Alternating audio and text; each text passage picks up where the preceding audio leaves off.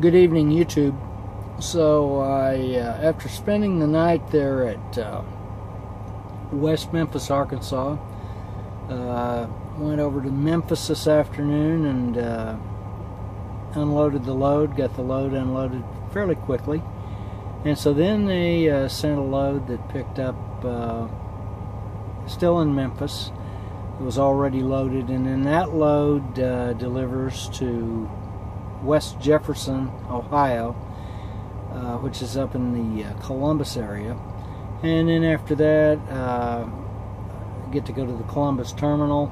Got a couple of things. The truck needs B service, and my physical is expiring about a month from now. So want to go ahead, while the truck's getting the B service, want to go ahead and fix that problem.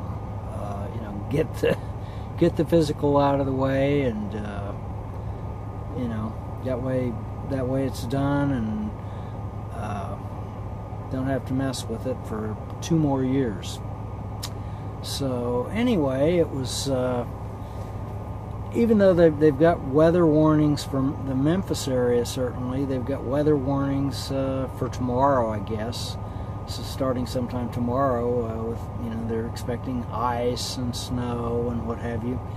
Today it was I don't know, upwards of 60 degrees there, and certainly here, or when I went through Nashville and even into Kentucky, it was about 61, 62 degrees. And then once I got into Kentucky, I did hit a cold front, and now the temperature's it's like 54 or something like that.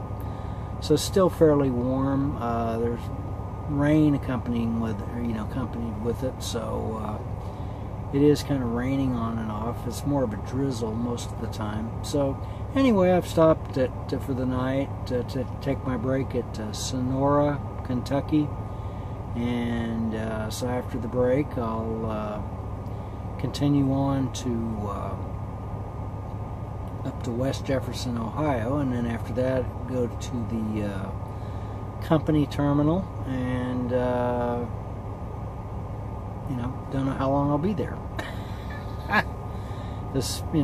Sometimes they're quick about working on things, but lately it seems like all of the company terminals have been pretty well backed up. So, oh well, it's got to be done.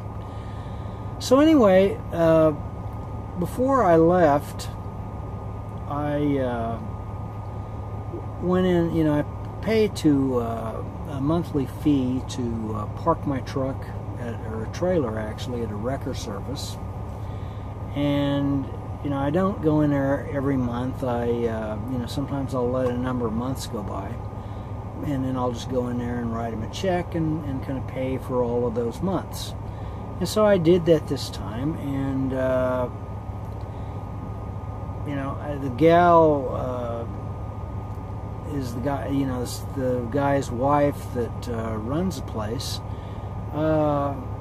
She works in the office and what have you.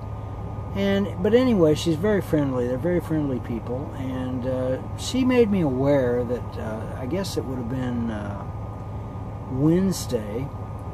There was a massive truck accident, not that far from from where I live.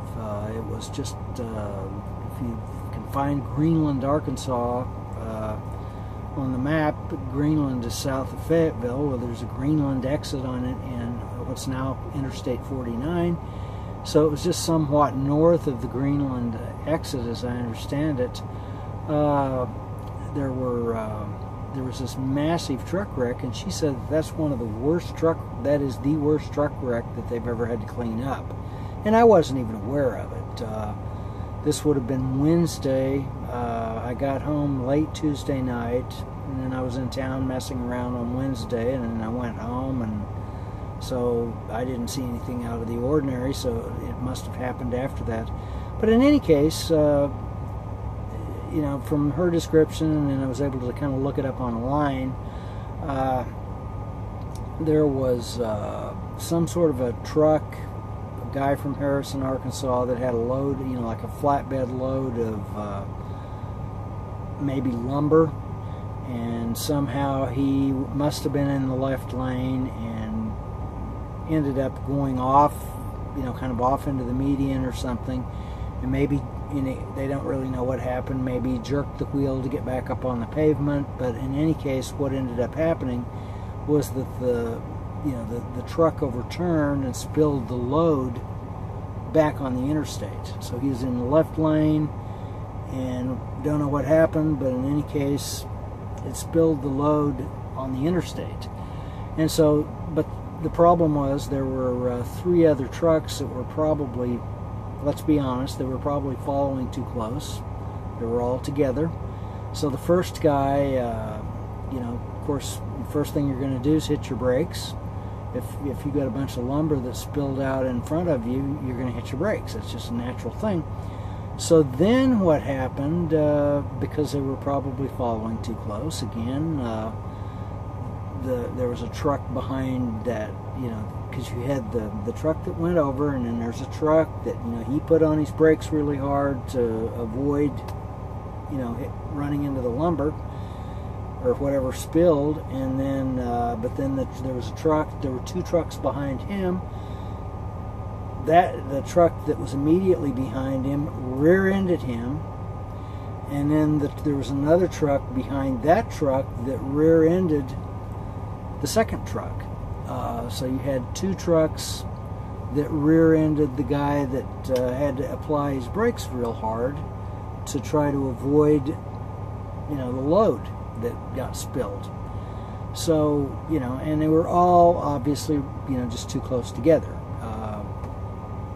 But be that as it may, the guy in the middle truck, from what I understand, if I read the article properly, the guy in the middle truck was, died probably instantly. And he had his wife, I guess, escaped with just scratches. She I guess, sitting in the passenger seat, maybe, I don't know. But his wife, or maybe she was in a sleeper, don't know. But anyway, his wife escaped with just scratches. He was dead probably instantly. And I think the guy that was in the truck that rolled over, or that rolled on its side and spilled its load, I guess he was initially alive, and then they were able to cut him out, and then he died. Is what that's what the woman at the wrecker service told me.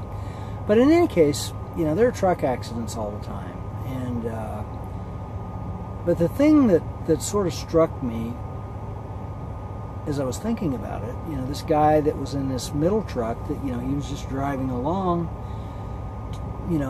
let's say 2 minutes before that, he had no idea that those were the last 2 minutes of his life. He had no clue. Maybe 30 seconds before he died, he might have, or maybe 15 seconds, he might have known that there was a problem. But 2 minutes before that, he'd probably, he's just driving along. And who knows what he was thinking about, and so that just got me to thinking, when it comes right down to it, we don't know. We like to think that we know, but we really don't know if we're going to, you're going to be dead 30 seconds from now. You don't know that. You really don't. Have no clue. Why do I think that, why does that strike me? Because what thoughts are in your mind? Are there jealousies that sort of you allow to exist in your mind? And it's more than allowing, you feed off of them. Are there jealousies that you feed off of? Are there resentments that you feed off of? Are there hatreds that you feed off of? You get some ego boost out of being jealous of somebody, or coveting what they have. It's all resentment in the end. It's just different forms of it, and being proud of it. So it's not a good idea. You don't know when the end is, and this guy certainly didn't. He had no clue. 2 minutes before that, he had no clue that those were the last 120 seconds of his life. Had no clue. Something to think about. So, from Sonora, Kentucky, I'll catch you later.